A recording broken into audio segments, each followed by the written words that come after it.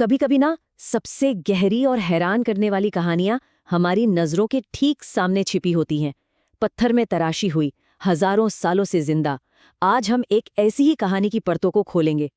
इस पूरी कहानी का जो सार है ना, वो बस इस एक शक्तिशाली शब्द में छिपा है। एक ऐसा शब्द जिसमें किसी की पूरी दुनिया बदलने की ताकत है। तथास्तु संस्कृत का एक बहुत गहरा शब्द है। इसका सीधा सा मतलब है ऐसा ही हो। लेकिन ये सिर्फ एक शब्द नहीं है, ये एक दिव्य आशीर्वाद है, एक इच्छा की मंजूरी है, और कभी-कभी तो ये किसी का भाग्य तय कर देता है। तो जरा सोचिए क्या होता होगा जब कोई दिल से की गई प्रार्थना सुन ली जाती है और फिर उस चमत्कार को हमेशा हमेशा के लिए पत्थर में कैद कर दिया जाए। तब क्या होता है?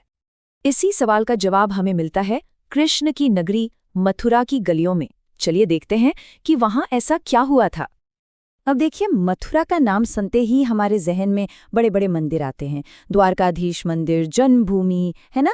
लेकिन जिस कहानी की हम बात कर रहे हैं वो एक ऐसे मंदिर की है जो एक तंग सी गली में छुपा है, ज्यादातर लोगों की नजरों से दूर। और ये कोई आज की बात नहीं है। इस मंदिर से जुड़ी चमत्कारी कथा पूरे 5000 साल पुरानी है।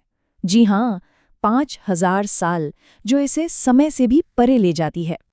तो आखिर क्या है वो 5000 साल पुरानी कथा?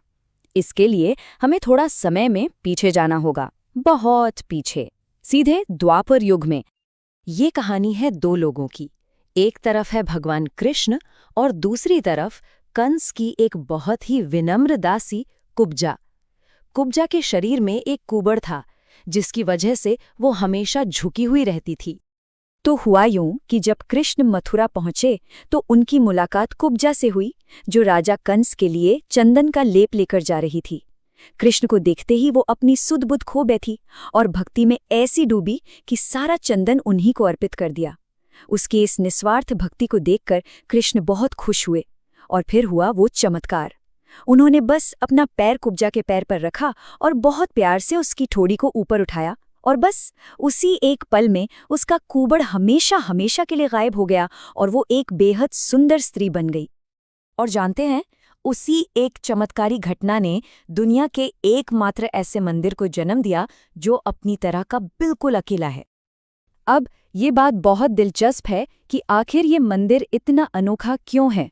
देखिए, आमतौर पर कृष्ण मंदिरों में हम उनकी पूजा राधा जी के साथ होते हुए देखते हैं, लेकिन यहाँ इस मंदिर में, जो कि दुनिया में इकलौता है, कृष्ण की पूजा उनकी भक्त कुब्जा के साथ होती है।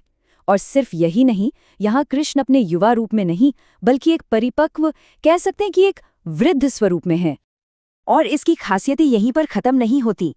ऐसा माना जाता है कि ये मंदिर ठीक उसी जगह पर बना है जहाँ वो चमत्कार हुआ था, और इसके निचले हिस्से में रामायण और महाभारत की कहानियों को कठपुतलियों के जरिए दिखाया जाता है, जो भक्तों के लिए एक और बड़ा आकर्षण है। तो ये तो हुई इतिहास की एक सुनहरी कहानी, लेकिन आज इस मंदिर की हकीकत क्या है?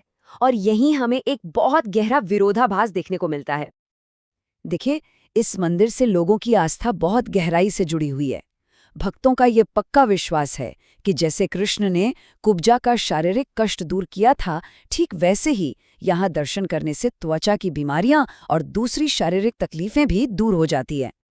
और यही इस कहानी का सबसे बड़ा विरोधाभास है। एक तरफ जहां लोगों की आस्था इतनी मजबूत है कि वो यहाँ शिफा की उम्मीद लेकर आते हैं, वहीं दूसरी तरफ ये ऐतिहासिक धरोहर खुद उपेक्षा का शिकार है और एक जर्जर हालत में है।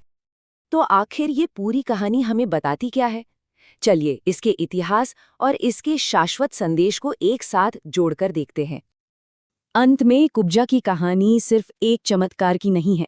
ये एक गहरी, सच्ची इच्छा के साकार होने की कहानी है। एक ऐसे प्रार्थना की कहानी जिसे सुन लिया गया। ये 5000 साल पुरानी कथा तथास्तु शब्द का सबसे जीता जागता उदाहरण है। एक इच्छा जो पूरी हुई।